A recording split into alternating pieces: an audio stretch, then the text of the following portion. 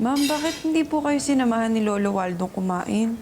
Eh, nakakalungkot naman po pag mag-isa kayo sa mesa. Bakit hindi mo ako samahan? Eh, naku, ma'am, wag na ho. Nakakaya naman. Sige na, Hope, umupo ka na dyan. Samahan mo na akong kumain. Sige po. Nancy, Ma'am? bigyan mo naman ng bagong setting si Hope. Kasabay siya sa akin kumain. Sige pa. At isa pa yung kwarto niya na ready na ba? Ay, yes, ma'am. Okay.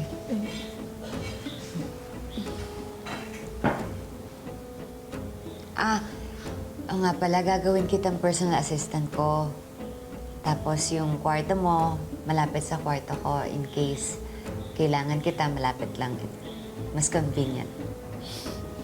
Ma'am Dian, maraming salamat po talaga ha.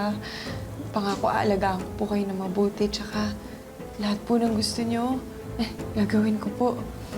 Naniniwala ako sa'yo.